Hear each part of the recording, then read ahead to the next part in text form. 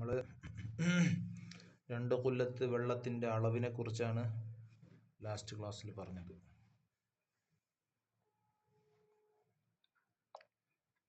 അല്ലേ?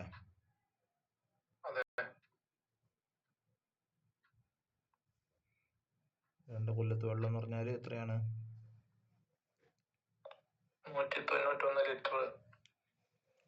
191 ലിറ്റർ, ഏകദേശം approximately 191 litres എന്നാ പറഞ്ഞത്.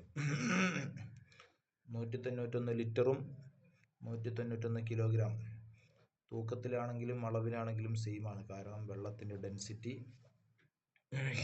ഒന്നാണ്. ഡെൻസിറ്റി ഒന്നായതുകൊണ്ട് തൂക്കവും അളവും തുല്യമാകുന്നു. ഡെൻസിറ്റി വ്യത്യാസപ്പെട്ട് കഴിഞ്ഞാൽ തൂക്കവും അളവും വ്യത്യാസപ്പെടും.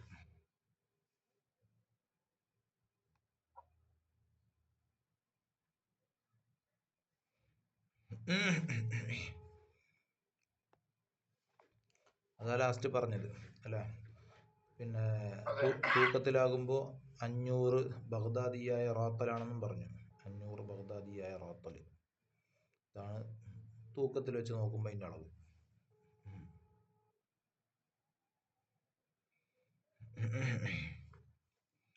എവിടെ പോയി റൗഫ്കോ?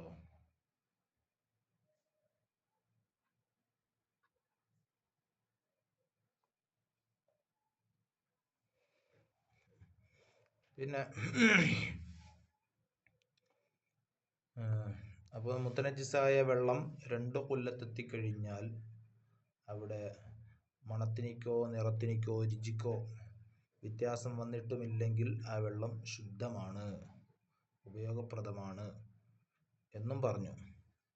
ഇനി ഫുറൂദുൽ വുദു, ഇനി വുദുവിൻ്റെ ഫർളുകൾ, വെള്ളത്തിൻ്റെ സ്വഭാവങ്ങളെക്കുറിച്ച് പറഞ്ഞു. ഏത് വെള്ളം ഉപയോഗിക്കാൻ പറ്റും, ഏത് വെള്ളം ഉപയോഗിക്കാൻ പറ്റില്ല, ഉപയോഗിക്കാൻ പറ്റാത്ത വെള്ളം തന്നെ എങ്ങനെ പിന്നെ ഉപയോഗപ്രദമാക്കാൻ പറ്റും 2 കൊല്ലത്തെത്തി കഴിഞ്ഞാൽ. 2 കൊല്ലത്ത്, ബിലോ 2 കൊല്ലത്ത്, എബോ 2 കൊല്ലത്ത്, അതാണ് 2 ക്രൈറ്റീരിയ ഉള്ളത്. ബിലോ 2 കൊല്ലത്ത് നജസ് എത്തൽ കൊണ്ട് തന്നെ, നജസ് കണ്ടുമുട്ടൽ കൊണ്ട് തന്നെ ഉപയോഗശൂന്യമായി തീരും. ഉപയോഗിക്കാൻ പറ്റാത്ത അവസ്ഥയിലേക്ക് ആ വെള്ളം എത്തും. അപ്പോൾ 2 കൊല്ലത്തിന് താഴെയുള്ള വെള്ളത്തിൽ നജസ് എത്തിയാൽ തന്നെ ആ വെള്ളം അശുദ്ധമായി.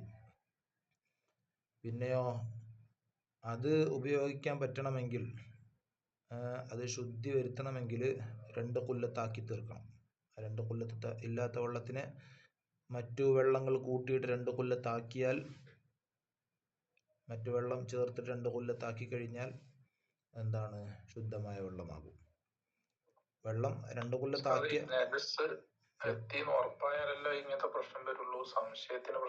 ഇല്ല, സംശയത്തിന് പ്രശ്നമില്ല. കാരണം സംശയത്തിന് പ്രശ്നമില്ല എന്ന് പറഞ്ഞാൽ, സംശയം വരുന്ന സമയത്ത് നമ്മൾ അവിടെ ബേസാണ് നോക്കേണ്ടത്.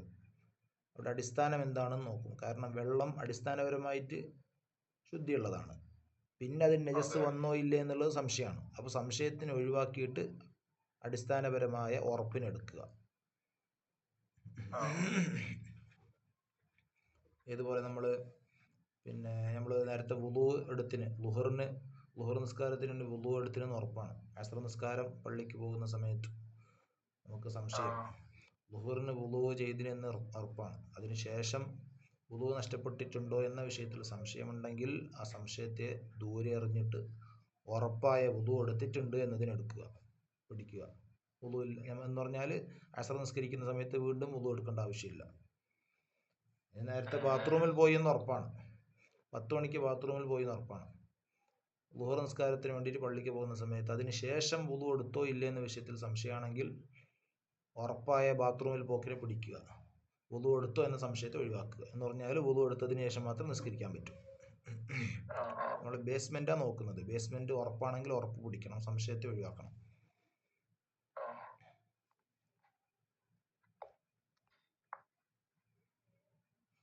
പിന്നെ നമ്മൾ പറഞ്ഞത് നിറം, മണം, രുചി അല്ലെ? ത്വഅ്മ്, രുചി, രീഹ്, മണം, ലൗന്, നിറം. അതിൽ 2ന്റെ സ്ഥാനത്ത് നിൽക്കുന്നതാണ് ത്വഅ്മ്. രുചി എന്നുള്ളത് 2ന്റെ സ്ഥാനത്ത് നിൽക്കും. എന്ന് പറഞ്ഞാൽ 2 കൊല്ലത്ത് വെള്ളത്തിൻ്റെ പകർച്ചയായത് രുചി മാത്രമാണെങ്കിൽ പ്രശ്നമാണ്.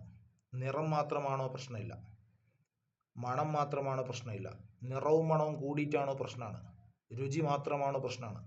രുചിയും മണവും പ്രശ്നമാണ്. രുചിയും നിറവും പ്രശ്നമാണ്. അപ്പോൾ നിറം മാത്രമാണെങ്കിലും പ്രശ്നമില്ല, മണം മാത്രമാണെങ്കിലും പ്രശ്നമില്ല എന്നും പറഞ്ഞു. എല്ലാറ്റിന്റെ കാര്യത്തിൽ അങ്ങനെ. ഇപ്പൊ നമ്മളിപ്പോ എന്തെങ്കിലും വസ്ത്രത്തില് രക്തോ അങ്ങനത്തെ എന്തോ നജസായി എന്നിട്ട് അതിന്റെ നിറം കുറച്ച് ബാക്കി ഉണ്ടെങ്കിൽ അത് പ്രശ്നമില്ലാണ്ടാവോ? നമ്മൾ കഴുകി കളയണം. രക്തമായി കഴിഞ്ഞാൽ, ഛർദിയോ രക്തമൊക്കെ ആയി കഴിഞ്ഞാൽ കഴുകി കളയണം. കഴുകിയിട്ട് പോവാത്ത രീതിയിൽ കുറച്ച് നിറം ബാക്കിയായ പ്രശ്നമില്ല. നിറം മാത്രമാണെങ്കിലും പ്രശ്നമില്ല, മണം മാത്രമാണെങ്കിലും പ്രശ്നമില്ല, രുചി ബാക്കിയുണ്ടെങ്കിൽ പ്രശ്നമാണ്. ചിലപ്പോൾ നിറം എന്ത് ചെയ്യും, ഒരു അടയാളം പോലെ അങ്ങനെ ബാക്കിയാവും ഡ്രസ്സിലൊക്കെ. നമ്മൾ ചിലപ്പോൾ ഡെറ്റോൾ ഒഴിച്ചാലും അല്ലെങ്കിൽ മറ്റു പിന്നെ റിന്ന് അല്ലേ, കല പോകാൻ വേണ്ടി ഉപയോഗിക്കുന്ന പല ഇതുകൊണ്ട് ലിക്വിഡ് ഉണ്ടല്ലോ, ആ ലിക്വിഡ് ഒന്ന് ഉപയോഗിച്ചാലും പോവാത്ത ചില അടയാളങ്ങളുണ്ടാവും. അപ്പം അത് നിറം മാത്രമാണ്. നിറം മാത്രമായിട്ട് ശേഷിക്കുന്നതുകൊണ്ട് ബാക്കിയില്ല. ബാക്കിയെല്ലാം പോയിട്ടുണ്ട്, നേഴ്സ് പൂർണ്ണമായിട്ടും പോയിട്ട് നിറം മാത്രമാണെങ്കിൽ.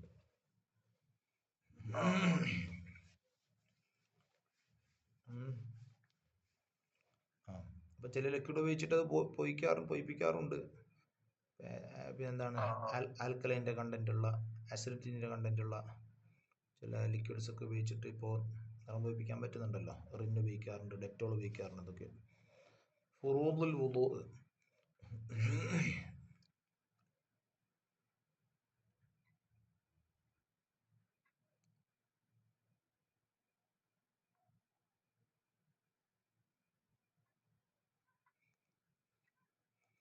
ഫുറൂദുൽ വുളൂ, വുളൂവിൻ്റെ ഫർളുകൾ. വുളൂവിൻ്റെ ഷർത്തുകളെ നമ്മൾ മുമ്പ് പറഞ്ഞത്. വുളൂവിൻ്റെ ഷർത്തുകളെ കുറിച്ചാണ് പറഞ്ഞത് അല്ലേ? നമ്മൾ പിന്നെ എന്താണ്, വെള്ളം ശുദ്ധമായിരിക്കണം, കഴുകപ്പെടുന്ന അവയവങ്ങളിലൂടെ വെള്ളം ഒലിക്കണം, വെള്ളത്തെ തടസ്സപ്പെടുത്തുന്നതും അവയവത്തിൽ ഇല്ലാതിരിക്കണം, നിത്യാശുദ്ധിക്കാരന് സമയമായെന്നറിയണം എന്നൊക്കെ നമ്മൾ പറഞ്ഞു. ഇനി വുളൂവിൻ്റെ ഫർളുകൾ, ഫുറൂദുൽ വുളൂഇ സിത്തത്തുൻ, വുളൂവിൻ്റെ ഫർളുകൾ 6 എണ്ണമാണ്.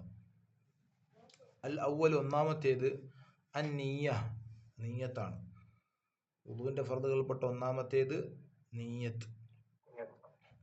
നീയത്താണ്. നീയത്ത് വെക്കണം. അപ്പം എന്താണ് നീയത്ത് എന്ന് പറഞ്ഞാൽ അല്ലേ, നമ്മൾ സാധാരണ എല്ലാ നിസ്കാരത്തിനിക്കാണെങ്കിലും നോമ്പിനിക്കാണെങ്കിലും ഒക്കെ നീയത്ത് നിർബന്ധമാണ്.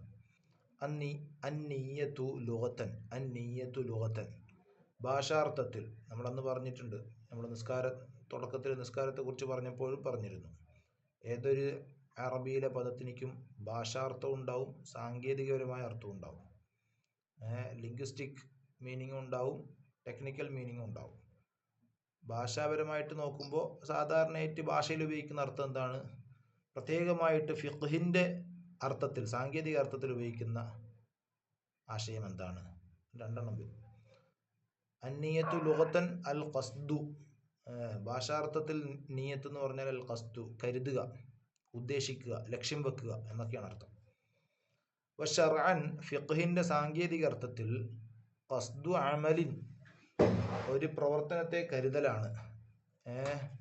നിയത്ത് എന്ന് പറഞ്ഞാൽ ഒരു പ്രവർത്തനത്തെ കരുതലാണ്. മുഖ്തരിനം ബിഫിഅലിഹി, ആ പ്രവർത്തനം നിർവഹിക്കലിനോടൊപ്പം ആ പ്രവർത്തനത്തെ കരുതലാണ്. എന്താ പറഞ്ഞത്?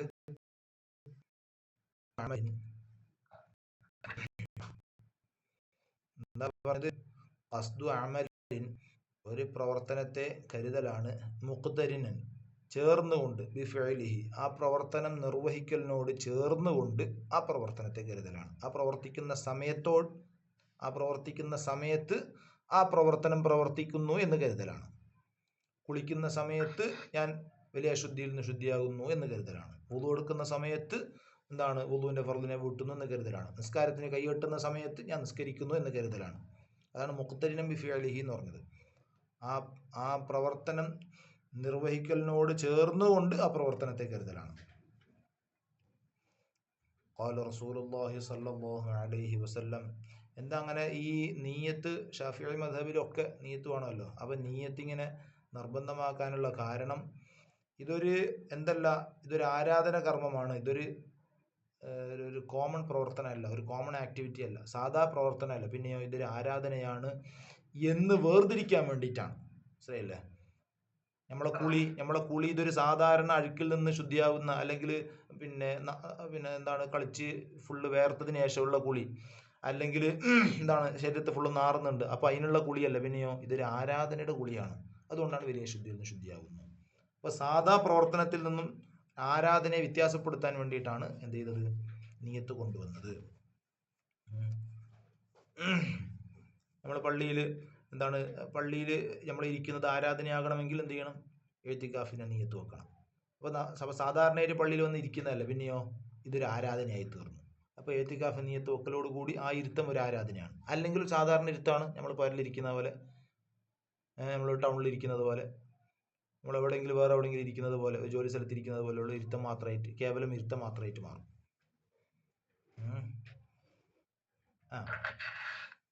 ഈ നിയത്ത് ശരിക്കും എനിക്ക് ഈ വസ്വാസിന്റെ ശരിയാ ബുദ്ധിമുട്ടുണ്ട്. അപ്പൊ ഈ നിയത്ത് വെച്ചിട്ട് കുറച്ച് സമയം കഴിഞ്ഞിട്ടാകുമ്പോൾ വെച്ചിനോടെയും സംശയം തോന്നാം. അങ്ങനെ വീണ്ടും മടക്കി മുഖം കഴുകല് പലപ്പോഴും സംഭവിക്കാറുണ്ട്. അതിനെന്തെങ്കിലും മരുന്നുണ്ടോ? വസ്വാസ് എന്താണ്? മിൻഷരിൽ വസ്വാസിൽ ഖന്നാസ്, ഒരുതരം പ്രശ്നമാണ്. നമ്മൾ അതന്നെ സൂറത്തുൽ ഫലഖ്, സൂറത്തുൽ നാസ് നിരന്തരം ഓതിയിട്ട് മന്ത്രിക്കുക സ്വന്തമായി തന്നെ. നമ്മളെ ശരീരത്ത് ഓരോ നിസ്കാരത്തിന് ശേഷം സൂറത്തുൽ ഫലഖും നാസ് ഓതിയിട്ട് ശരീരത്ത് മുഴുവനും മന്ത്രിച്ച് ഊതുക. അത്തരത്തിലുള്ള വസ്വാസിൻ്റെ ശല്യവും ഷർറും തടയുന്നതിന് അത് കാരണമാകും. സൂറത്തുൽ ഫലഖ്, സൂറത്തുൽ നാസ്. ഈ സിഹർ, ഐന്, വസ്വാസൊക്കെ ശൈത്താന്റെ ഭാഗത്താണ്. വുളുവിന്റെ സമയത്ത് വെള്ളവുമായി ബന്ധപ്പെട്ട് നമ്മൾ വസ്വാസാക്കുന്ന ശൈത്താന്റെ പേര് വലഹാൻ എന്നാണ്. അപ്പോൾ വെള്ളവുമായി ബന്ധപ്പെട്ട വലഹാൻ എന്ത് ചെയ്യുക? വലഹാന്റെ ഷറിൽ നിന്നും രക്ഷപ്പെടാൻ വേണ്ടിയിട്ട് സൂറത്തുൽ ഫലഖ്, സൂറത്തുൽ നാസ് ഓതിയിട്ട് ശരീരത്ത് മന്ത്രിച്ച് കൊടുക്കുക. പിന്നെ നമ്മൾ കുട്ടികളുടെ അടുത്തൊരു മരുന്ന് പ്രയോഗിക്കാറുണ്ട്. വസ്വാസുള്ള ചില കുട്ടികളുണ്ട്, നല്ല അടി കൊടുത്തല്ല ശരിയാണ്. ഒരുതരം രോഗം പോലെയാണല്ലോ അത്. അപ്പോൾ നമ്മൾ കുറേ വട്ടം ഇങ്ങനെ വുളു എല്ലാം ചെയ്യുന്ന സമയത്ത് ഹൗദിൻ്റെ അടിക്ക് കൈ ഇടുക, കുറേ വട്ടം മുഖം കഴുകിക്കൊടുക്കുക, 2 അടി കൊടുത്താൽ പിന്നെ ശരിയാവും.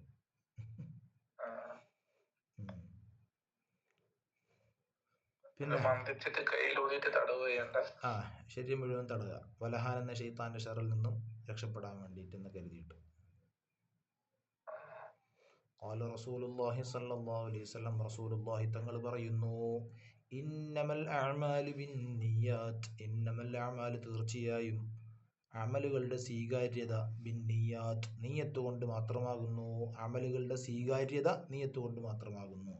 അമലുകളുടെ പരിപൂർണതയല്ല, അമലുകളുടെ സ്വീകാര്യത. ഇന്നമാ സിഹ്ഹത്തുൽ അഅ്മാലി ബിന്നിയാത്ത് എന്നർത്ഥം. അമലുകളുടെ സ്വീകാര്യത നിയത്ത് കൊണ്ട് മാത്രമാകുന്നു.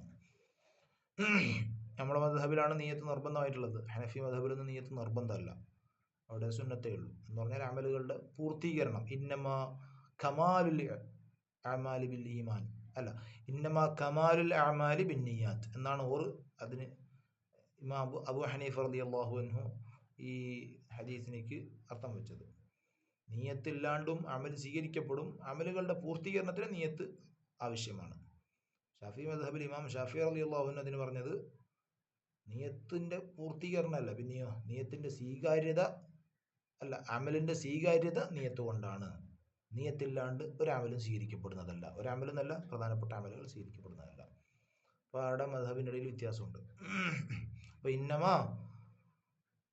ഇന്നമൽ അഅ്മാലു ബിന്നിയാത്ത്, ഇന്നമാ സിഹ്ഹത്തുൽ അഅ്മാലി ബിന്നിയാത്ത്. അതുകൊണ്ടാണ് നമ്മളെല്ലാത്തിൻ്റെയും ഒന്നാമത്തെ ഫർള് നിയത്തായിട്ട് വരുന്നത്. ഇനിയോ വതക്ഫീഫിൽ വുദൂഇ ഇഹ്ദൻ നിയ്യാത്തിൽ അതിയ, വതക്ഫീ മതിയാകും, ഫിൽ വുദൂഇൽ മതിയാകും, ഇഹ്ദൻ നിയ്യാത്തിൽ അതിയ ശേഷം പറയാൻ പോകുന്ന നിയത്തുകളിൽപ്പെട്ട ഏതെങ്കിലും ഒന്ന് വുദൂഇൽ മതിയാകും. എല്ലാ നിയത്തും വേണ്ട, ഒരുപാട് പരിഗണിക്കപ്പെടുന്ന നിയത്തുകളുണ്ട്, അതിൽപ്പെട്ട ഒന്ന് നമ്മൾ വുദൂഇൽ കൊണ്ടുവരണം. ഒന്നാമത്തേത് നവൈത്തുൽ വുദൂഇനെ ഞാൻ കരുതുന്നു, മതി. വുദൂഇനെ ഞാൻ കരുതുന്നു. ഒരു മിനിറ്റ്. ഹലോ എന്തായി?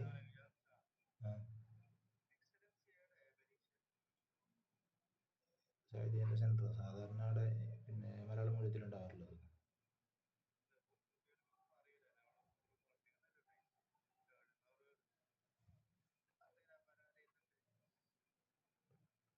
ഞാൻ ചോദിച്ചോട്ടെ തൻവീറിനോട്.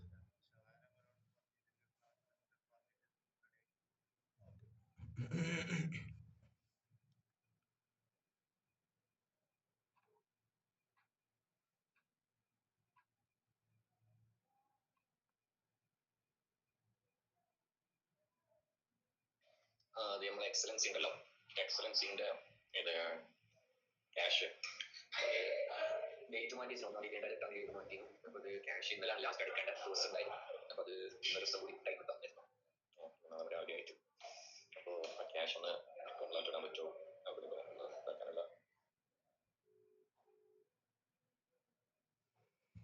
അപ്പോൾ രണ്ടാമത്തെ പിന്നെ നിയത്ത് നവൈത്തു അദാ അൽ വുദൂഇ, വുദൂഇനെ വീട്ടുന്നു, വുദൂഇനെ വീട്ടലിനെ ഞാൻ കരുതുന്നു എന്ന് കരുതിയാൽ മതി. ഒന്നാമത്തെ വുദൂഇനെ ഞാൻ കരുതുന്നു, രണ്ടാമത്തത് വുദൂഇനെ വീട്ടലിനെ ഞാൻ കരുതുന്നു എന്നും മതിയാവും. മൂന്നാമത്തേത് വീട്ടുക. അത് പല അർത്ഥത്തിലേക്ക് വരും. അത് ഖളാ പിന്നെ സമയബന്ധിതമായി വീട്ടുമ്പോഴാണ് അതാ ആവുന്നത്, സമയം വൈകിട്ട് വീട്ടുമ്പോഴാണ് ഖളാ ആവുന്നത്. അതേ സമയത്ത് വീട്ടുമ്പോൾ അതായി. നിർവഹിക്കുക, വീട്ടുക എന്നൊക്കെ അർത്ഥമുണ്ട്. ഇവിടെ മൂന്നാമത്തത് നവൈത്തു ഫർളൽ വുദൂഇ, വുദൂഇന്റെ ഫർളിനെ ഞാൻ കരുതുന്നു, വുദൂഇന്റെ ഫർളിനെ ഞാൻ കരുതുന്നു എന്നും നമുക്ക് നിയത്ത് വെക്കാം. നാലാമത്തത് ഓരോന്നും കൂട്ടി പോകുന്നുണ്ട്. നാലാമത്തത് നവൈത്തു അദാ ഫർദിൽ വുദൂഇ, വുദൂഇന്റെ ഫർളിനെ വീട്ടുന്നു എന്ന് കരുതുന്നു.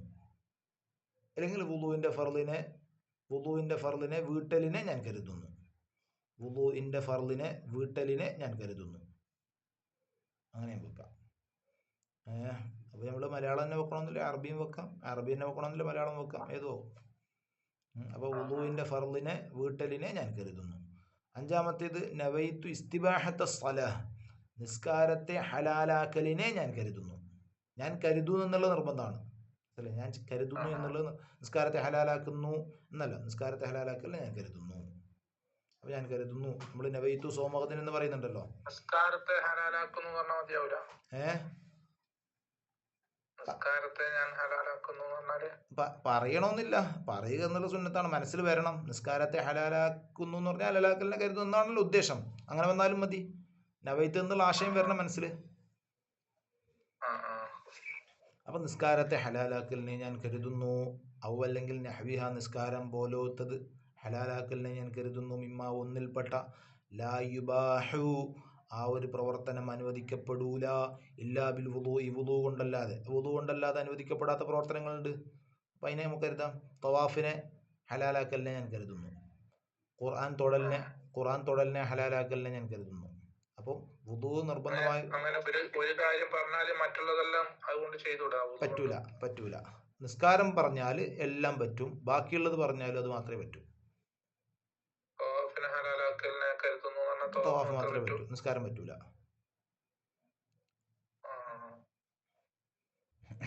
അവിടെ നമുക്ക് എല്ലാത്തിനും കൂട്ടിയിട്ടുള്ള വുദൂവിന്റെ ഫർദിനെ വിട്ടെന്ന് പറഞ്ഞാൽ മതിയല്ലോ. വുദൂവിനെ ഞാൻ കരുതുന്നു, വുദൂവിന്റെ ഫർദിനെ ഞാൻ കരുതുന്നു, അല്ലെങ്കിൽ വുദൂവിനെ പിന്നെ വീട്ടലിനെ ഞാൻ കരുതുന്നു, ഒക്കെ നമുക്ക് കരുതാം. ആറാമത്തേത് നവൈത്തു ത്വഹാറത ലിസ്സലാ, നിസ്കാരത്തിന് വേണ്ടി ശുദ്ധിയാവലിനെ ഞാൻ കരുതുന്നു, അല്ലെങ്കിൽ എന്താണ്, തവാഫിന് വേണ്ടി ശുദ്ധിയാവലിനെ ഞാൻ കരുതുന്നു, ഖുർആൻ തൊടാൻ വേണ്ടിയിട്ട് ശുദ്ധിയാവലിനെ ഞാൻ കരുതുന്നു. നേരത്തത് നിസ്കാരത്തെ ഹലാലാക്കലിനെ, നിസ്കാരത്തിന് വേണ്ടി ശുദ്ധിയാവലിനെ. അവിടെ അങ്ങനെ തന്നെ ഔ നഹ്വിഹ, അല്ലെങ്കിൽ നിസ്കാരം പോലത്തത്, മിമ്മ ഒരു കാര്യത്തിൽപ്പെട്ട, ലാ യുബാഹു, ആ ഒരു കാര്യം അനുവദിക്കപ്പെടുകയില്ല, ഇല്ലാ ബിൽ വുദൂ, വുദൂ കൊണ്ടല്ലാതെ. വുദൂ കൊണ്ട് മാത്രം അനുവദിക്കപ്പെടുന്ന കാര്യങ്ങൾക്ക് വേണ്ടി ശുദ്ധിയാവലിനെ ഞാൻ കരുതുന്നു എന്നും കരുതാം.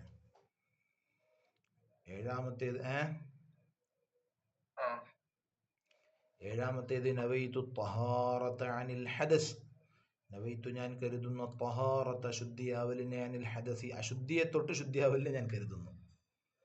നമ്മൾ സാധാരണ വെക്കാറുണ്ടല്ലോ, നമ്മൾ സാധാരണ ഉദ്ദേശിക്കുന്ന കരുതുന്ന നീയത്താണ്. അശുദ്ധിയെ തൊട്ട് ശുദ്ധിയാവലിനെ ഞാൻ കരുതുന്നു. എട്ടാമത്തേത് നവൈത്തു റഫ്അൽ ഹദസി അശുദ്ധിയെ ഉയർത്തലിനെ ഞാൻ കരുതുന്നു. അശുദ്ധിയെ നീക്കം ചെയ്യലിനെ ഞാൻ കരുതുന്നു ഒക്കെ പറയാം. അപ്പൊ ഹദസ് എന്ന് പറഞ്ഞാൽ അശുദ്ധി, തഹാറത്ത് എന്ന് പറഞ്ഞാൽ ശുദ്ധി. അശുദ്ധിയെ തൊട്ട് ശുദ്ധിയാവലിനെ ഞാൻ കരുതുന്നു, അശുദ്ധിയെ ഉയർത്തലിനെ ഞാൻ കരുതുന്നു എന്നൊക്കെ എന്ത് ചെയ്യാം, നീയത്ത് വെക്കാം. ഒരുപാട് നീയത്തുകൾ വെക്കാന്നർത്ഥം.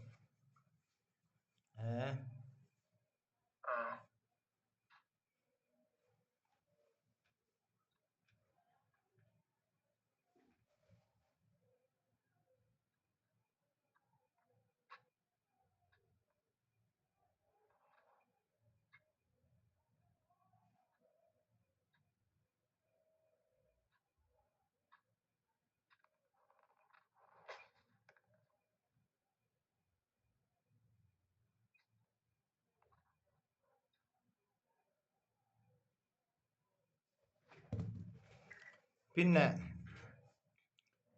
എവിടെ പോയി, എന്താ വരാത്തത്?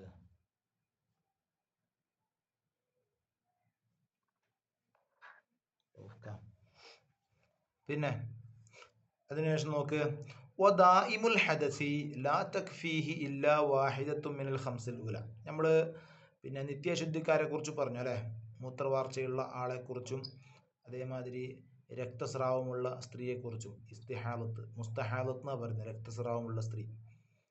ഹൈദ് നിഫാസ് അല്ലാണ്ട് ഹൈദ് നിഫാസിന് പുറമെ ചോര ഇങ്ങനെ വന്നുകൊണ്ടേയിരിക്കുന്ന സ്ത്രീ, അവളാണ് മുസ്തഹാലത്ത് എന്ന് പറഞ്ഞാൽ രക്തസ്രാവമുള്ള സ്ത്രീ, ബ്ലീഡിങ് ഉള്ള പെണ്ണ് എന്ന് പറയാം. പിന്നെ നമ്മൾ മൂത്രവാർച്ച, മൂത്രം ഇങ്ങനെ ഉറ്റിക്കൊണ്ടിരിക്കുന്ന സ്വഭാവമുള്ള ആളുകൾ, അതിനെക്കുറിച്ചാണ് മൂത്രവാർച്ചക്കാരൻ, സലിസിൽ ബൗൽ എന്ന് പറയും. അവരാണ് നിത്യശുദ്ധിക്കാർ. അവരെപ്പോഴും അശുദ്ധിയിൽ തന്നെ ആകുന്ന ആൾക്കാരാണ്. ഒരു രോഗമാണ്, പക്ഷേ രോഗത്തിൻ്റെ സമയത്ത് നമുക്ക് നിസ്കാരത്തിന് അളവില്ല. എന്ത് ചെയ്യണം, പഞ്ഞു വെച്ച് കെട്ടിയിട്ട് നിസ്കരിക്കണമെന്ന് പറഞ്ഞാലേ നമ്മൾ ഓരോ നിസ്കാരത്തിന് വുളു ചെയ്തുകൊണ്ടേ ഇരിക്കണം. അതിന് പുറമെ ഓരോ നിസ്കാരത്തിന് സമയത്ത് പഞ്ഞി മാറ്റി വെച്ച് കെട്ടണം എന്നൊക്കെ നമ്മൾ പറഞ്ഞു, ബാൻഡേജ് ഒക്കെ മാറ്റണം എന്നൊക്കെ പറഞ്ഞിരുന്നു. അപ്പോൾ വദാഇമുൽ ഹദസ് നിത്യാശുദ്ധിക്കാരൻ, ലാ തക്ഫീഹി നിത്യാശുദ്ധിക്കാരനിക്ക് സാധ്യമല്ല, പറ്റുകയില്ല, ഇല്ലാ വാഹിദത്തും മിനൽ ഖംസിൽ ഊല ആദ്യത്തെ 5 നിയത്തുകളിൽപ്പെട്ട ഒന്നല്ലാതെ പറ്റുകയില്ല. ആദ്യത്തെ 5 നിയത്തുകളിൽപ്പെട്ട ഒന്നല്ലാതെ പറ്റുകയില്ല. ഇതുവരെയുള്ള നിയത്ത്, ഏതുവരെയുള്ളത്? നിസ്കാരത്തെ ഹലാലാക്കലിനെ ഞാൻ കരുതുന്നു, ഇതുവരെയുള്ള നിയത്തെ നിത്യശുദ്ധിക്കാരന് വെക്കാൻ പറ്റും. എന്ന് പറഞ്ഞാൽ 6ാമത്തെ നിയത്തും 7ാമത്തെ നിയത്തും 8ാമത്തെ നിയത്തും നിത്യശുദ്ധിക്കാരനിക്ക് വെക്കൽ പറ്റൂല. വെച്ചാൽ അവൻ്റെ വുളൂ ശരിയാവൂല. എന്ന് പറഞ്ഞാൽ ലായൻവി നിത്യശുദ്ധിക്കാരൻ കരുതരുത്, മൂത്രവാർച്ചക്കാരനാവട്ടെ ബ്ലീഡിംഗ് ഉള്ള പെണ്ണാവട്ടെ കരുതരുത്, അത്തഹാറത്ത ശുദ്ധീകരണത്തെ കരുതരുത്, വലർ റഫ്അ അശുദ്ധിയെ ഉയർത്തലിനെയും കരുതരുത്, അശുദ്ധിയെ തൊട്ട് ശുദ്ധിയാവലിനെയും കരുതരുത്. എന്ത്? ലിബഖാഇ ഹദസിഹി ആ നിത്യശുദ്ധിക്കാരൻ്റെ അശുദ്ധി എന്താണ്, തുടരുന്നതിന് വേണ്ടിയിട്ട്, ശേഷിക്കുന്നതിന് വേണ്ടിയിട്ട്. നിത്യശുദ്ധിക്കാരൻ്റെ അശുദ്ധി നീങ്ങുന്നില്ലല്ലോ, പിന്നെ അവന് ഇളവ് നൽകുകയാണ് നിസ്കരിക്കാൻ വേണ്ടിയിട്ട്.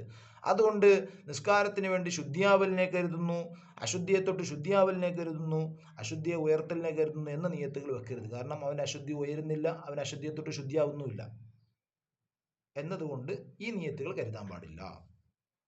എത്ര എത്ര കണ്ണിങ് ആയിട്ട് പറയുന്നു നോക്ക്. അതാണ് ലിബഖാഇ ഹദസിഹി ഈ നിത്യശുദ്ധിക്കാരൻ്റെ അശുദ്ധി ശേഷിക്കുന്നു എന്ന കാരണത്താൽ തന്നെ ഉയർത്തലിനെയും ശുദ്ധിയാവലിനെയും അവൻ കരുതരുത്. ആര്? നിത്യശുദ്ധിക്കാരൻ. മനസ്സിലായോ? അപ്പോ ഉസ്താദെ ഈ മൂത്രവാർച്ചക്ക് പുറമെ ഈ പിന്നെ ഇതില്ലേ, പിന്നെ അതായത് അതിന് പറയാം അർഷസ് എന്ന് പറയുന്ന രക്തം പോകുന്ന, അത് ഇങ്ങനത്തെ ഗണത്തിൽ പെടുക? എന്നതിന്റെ മനസ്സിലായില്ല. അതായത് ഈ പിന്നെ പിൻഭാഗത്തുകൂടി രക്തം പോകുന്ന അസുഖങ്ങളുണ്ടല്ലോ.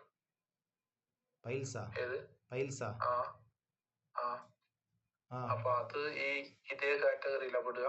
ആ പിൻഭാഗത്തോട്ട് രക്തം പോകുന്നത് പിന്നെ എന്താണ്, അത് പോയിക്കൊണ്ടേ ഇരിക്കുന്നുണ്ടോ?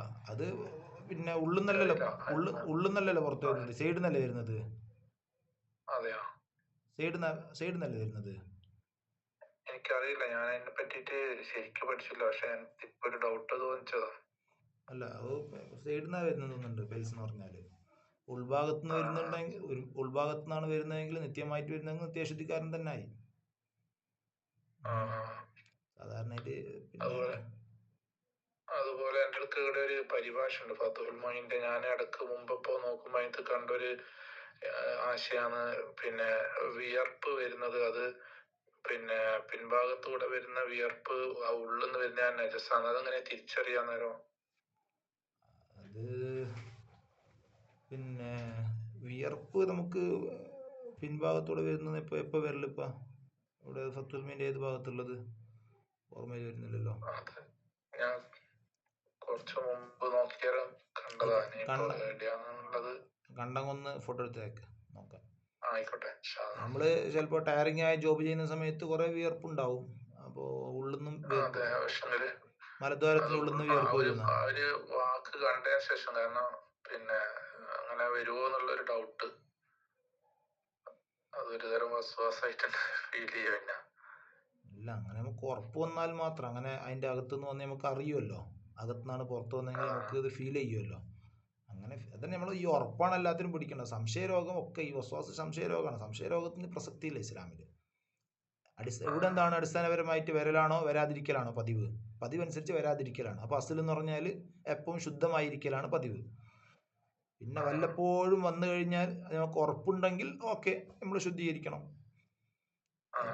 അതിപ്പോൾ മലദ്വാരത്തിന് എന്ത് വന്നാലും, അതിപ്പോൾ ചരക്കല്ല് വന്നാലും മണ്ണ് വന്നാലും ഒക്കെ എന്താണ്, നമ്മൾ ഉദു മുറിയും. നമ്മൾ പിൻദ്വാരത്തിൽ കൂടിയോ മനിയല്ലാത്ത എന്ത് പുറത്തു വന്നാലും എന്താണ്, ഉദു മുറിഞ്ഞു പോകും.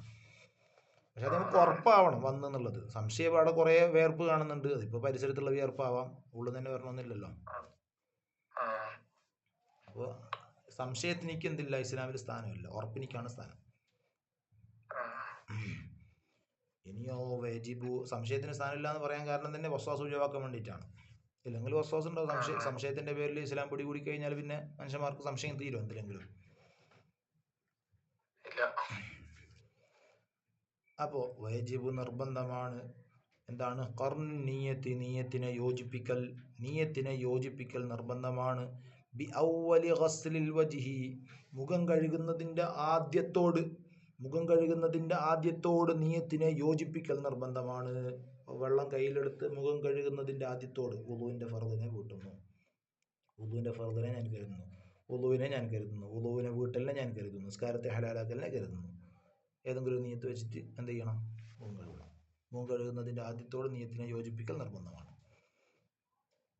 ഇനിയോഫ അങ്ങനെ വരുമ്പോൾ മാ ഒരു ഭാഗം ഖാറന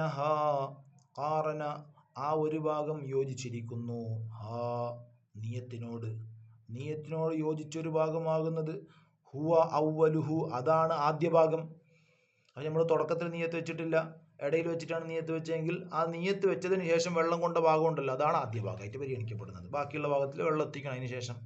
അതായത് നമ്മളിപ്പം താടിയുടെ താഴെ ഭാഗത്ത് ഇങ്ങത്തുമ്പാന്ന് നീയത്ത് വെച്ചതെങ്കിൽ ഇവിടുത്തെ അശുദ്ധി ഒന്നും നീങ്ങിയിട്ടില്ല എന്നർത്ഥം. എവിടെ മുതലാണ് നമ്മൾ നീയത്ത് വെച്ചത് അവിടെ മുതലുള്ള അശുദ്ധി നീങ്ങിയിട്ടുള്ളൂ, അതാണ് ആദ്യ ഭാഗം. അതിനുശേഷം നമ്മൾ രണ്ടാമത്തെ കഴിവിൽ ശരിയാവുമല്ലോ. ഒന്നാമത്തെ കഴിവിൽ ശരിയായിട്ടില്ല, അതാണ് മൂന്നോട്ടം കഴിവിൽ സുന്നത്ത് എന്ന് പറഞ്ഞത്. മൂന്നോട്ടം കഴിവ് എന്തായാലും നമുക്ക് ശരിയാവും. ഒന്നാമത്തെ ആ നീയത്ത് നമ്മൾ ഒന്നാമത്തെ കഴുകലിന്റെ എവിടെ വെച്ചാലും രണ്ടാമത്തെ കഴുകലും മൂന്നാമത്തെ കഴുകൽ റെഡി ആവുമല്ലോ, അത് പ്രശ്നമില്ല. അതാണ് ഫമാ ഒരു ഭാഗം ഖാറൻ അത് യോജിച്ചു വരും, നീയത്തിനോട് യോജിച്ചു വരുന്ന ഒരു ഭാഗമാകുന്നത് ഹുവ അതാണ് ഔവലുഹു മുഖത്തിന്റെ തുടക്കം. അപ്പൊ അങ്ങനെ വരുമ്പോൾ യജിബ് നിർബന്ധമാണ്. ഈ ആദത്തു മടക്കിക്കഴുകൽ മാ ഒരു ഭാഗത്തെ സബഖ ആ ഒരു ഭാഗം മുൻകടന്നിരിക്കുന്നു, നീയത്തിനേക്കാളും മിൻഹു മുഖത്തിൽ നിന്നും നീയത്തിനേക്കാളും മുൻകടന്ന ഭാഗം ഉണ്ടല്ലോ, അതിന് മടക്കിക്കഴുകൽ നിർബന്ധമാണ്. നീയത്തിനേക്കാളും മുൻകടന്ന ഭാഗം, നീയത്ത് വെക്കുന്നതിന് മുമ്പ് കഴുകിയ ഭാഗങ്ങൾ മടക്കിക്കഴുകൽ നിർബന്ധമാണ് അത് പറഞ്ഞത്. ഇനിയോ വസാനി രണ്ടാമത്തേത് ഗസ്ലുൽ വജ്ഹി മുഖം കഴുകലാണ്. രണ്ടാമത്തെ ഫർദ് മുഖം കഴുകലാണ്. ഇനി മുഖത്തിന്റെ പരിധി, മുഖത്തിന്റെ നീളം, മുഖത്തിന്റെ വീതി, അതൊക്കെ നമ്മളൊരു മുഖത്തിന്റെ പരിധി ഏകദേശം. അപ്പൊ എന്താണ് അൽ വജുഹു മുഖമെന്ന് പറഞ്ഞാൽ തൂലൻ നീളത്തിൽ, തൂലൻ എന്ന് പറഞ്ഞാൽ ഇങ്ങനെ ഇതാണ് തൂലൻ. ഇത് അർളൻ, ലെങ്ത് ബ്രെഡ്ത്ത്. തൂലൻ നീളത്തിൽ, മുഖമെന്ന് പറഞ്ഞാൽ മാ ബൈന മനാബിതി ശഅരി റഅസി വമുൻതഹൽ ലിഹ്യൈനി. മാ ബൈന മനാബിതി ശഅരി റഅസ്, മുടി മുളക്കുന്നതിൻ്റെ, തലമുടി മുളക്കുന്നതിൻ്റെയും, മനാബിത്ത് പറഞ്ഞ് മുളക്കുക, ശഅരി റഅസ് എന്ന് പറഞ്ഞ് തലമുടി മുളക്കുന്നതിൻ്റെയും, വമുൻതഹൽ ലിഹ്യൈനി രണ്ട് താടിയെല്ല് ചേരുന്നതിൻ്റെ അറ്റം, അറിയില്ലേ, രണ്ട് താടിയെല്ല് ചേരുന്നതിൻ്റെ അറ്റം. മുൻതഹ എന്ന് പറഞ്ഞ അറ്റം, അൽ ലിഹ്യൈനി രണ്ട് താടിയെല്ല്. അവ രണ്ട് താടിയെല്ലിൻ്റെ അറ്റത്തിൻ്റെയും ഇടയിലുള്ളതാണ് മുഖം. എന്ത് പറഞ്ഞത്? തലമുടി മുളക്കുന്നതിൻ്റെയും രണ്ട് താടിയെല്ലിൻ്റെ അറ്റത്തിൻ്റെയും ഇടയിലുള്ള ഭാഗത്തെക്കുറിച്ചാണ് മുഖത്തിൻ്റെ നീളത്തിൻ്റെ അളവ് എന്ന് പറഞ്ഞാൽ.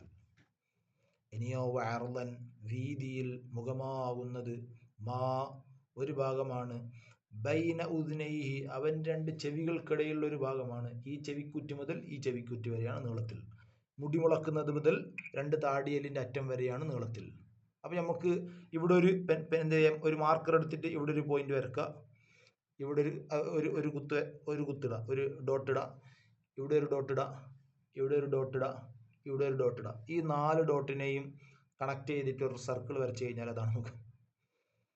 ഈ 4 ഡോട്ടിനെയും കണക്ട് ചെയ്തിട്ട് ഒരു സർക്കിൾ വരച്ച് കഴിഞ്ഞാൽ അതാണ് മുഖം, കഴുകൽ നിർബന്ധമായ ഭാഗം.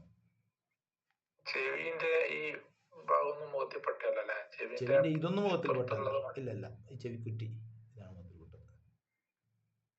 ചെവിക്കുറ്റി മുഖത്തിൽപ്പെട്ടല്ല, പക്ഷെ അത് കഴുകാണ്ട് ചെവിക്കുറ്റി വരെയുള്ള പൂർത്തിയാവില്ലല്ലോ. നമുക്ക് ഇവിടെ വരെ മാത്രമായിട്ട് കഴുകാൻ പറ്റും. ഏതൊരു കാര്യത്തിലും അങ്ങനെ തന്നെ. ഏതൊരു കാര്യം കൊണ്ടാണ് നിർബന്ധം പൂർത്തിയാകുന്നത്, അക്കാര്യം കൂടെ കഴിയാൽ അത് ക്ലിയർ ആവും എന്ന് പറഞ്ഞാൽ. ഇപ്പോൾ കൈ മുട്ട് വരെ കഴുകുക എന്ന് പറഞ്ഞാൽ ശരിയല്ലേ, മുട്ട് കയ്യിൽ പെട്ടല്ലേ, പക്ഷെ മുട്ട് കഴുകാതെ ഇവിടം വരെ എത്തുകയില്ല. അതാ പറഞ്ഞത്. എന്നാൽ ഇതും കൂടെ കഴുകിയാലേ പൂർണ്ണമാവും.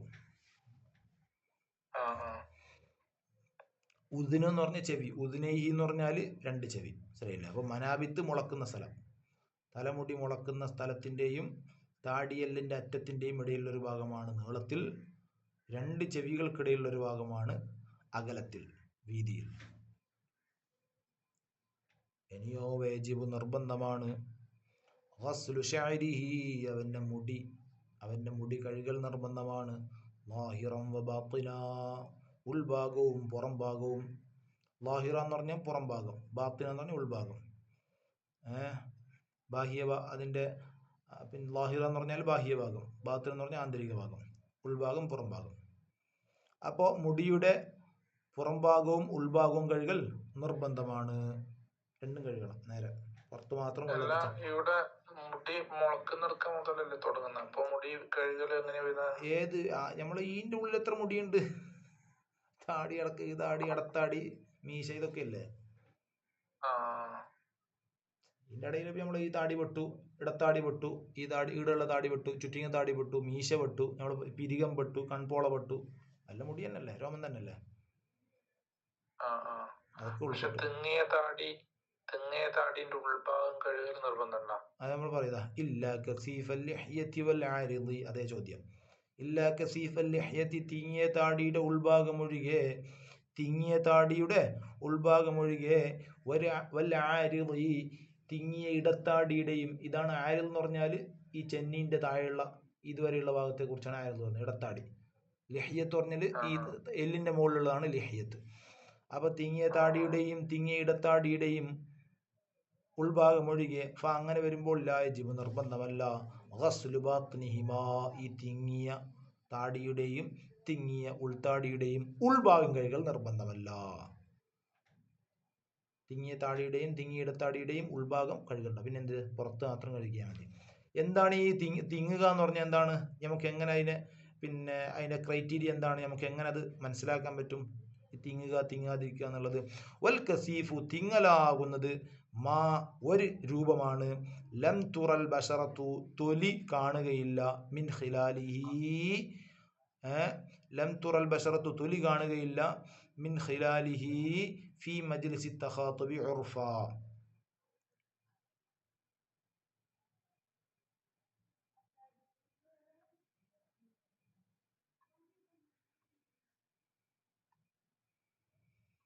എന്താ പറഞ്ഞത്? മാ ഒരു രൂപമാണ്, ലം തുറൽ ബഷറത്തു തൊലി കാണുകയില്ല, മിൻ ഖിലാലിഹി ആ രോമത്തിൻ്റെ ഇടയിലൂടെ തൊലി കാണുകയില്ല, ഫി മജ്ലിസി തഖാതുബി സംഭാഷണ വേദിയിൽ, ഉറുഫൻ സാധാരണ നിലക്ക് നമ്മൾ അടുത്ത് നിന്ന് രണ്ടാൾ സംസാരിക്കുന്ന സമയത്ത് എൻ്റെ പിന്നെന്താണ് ഈ രോമത്തിൻ്റെ ഇടയിലൂടെ തൊലി കാണുന്നുണ്ടോ? അപ്പോൾ അത് തിങ്ങിയതല്ല. തൊലി കാണുന്നില്ലേ? തിങ്ങിയതാണ്. വളരെ സിമ്പിളാക്കി.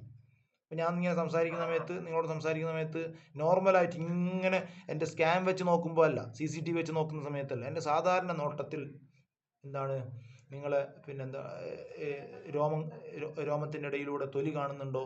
എങ്കിൽ തിങ്ങിയതല്ല. തൊലി കാണുന്നില്ലേ? എങ്കിൽ തിങ്ങിയതാണെങ്കിൽ പുറം ഭാഗം മാത്രം കഴുകിയാൽ മതി, ഉൾഭാഗം കഴുകേണ്ടതില്ല. സല്ലല്ലാഹു വസല്ലം വബാറക അലാ സയ്യിദിനാ മുഹമ്മദിൻ വആലിഹി വസഹ്ബിഹി അജ്മഈൻ വൽഹംദുലില്ലാഹി റബ്ബിൽ ആലമീൻ.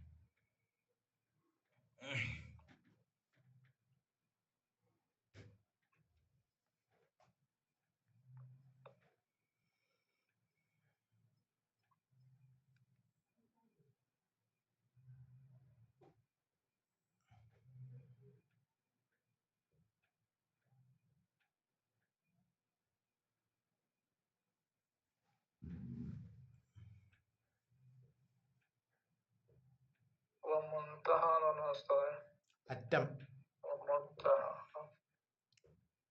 രണ്ട് താടിയെല്ലിൻ്റെ അറ്റം.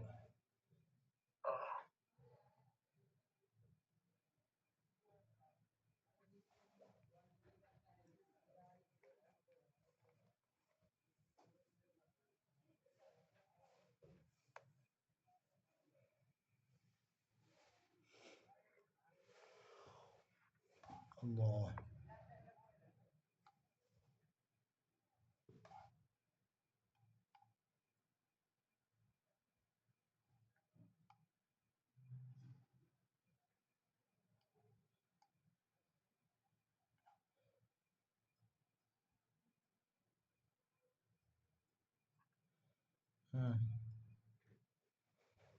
ഓക്കെ അല്ലേ? ഓക്കെ, ഇൻഷാ അല്ലാഹ്. സല്ലല്ലാഹു വസല്ലം വബാറക അലാ സയ്യിദിനാ മുഹമ്മദിൻ വആലിഹി വസഹ്ബിഹി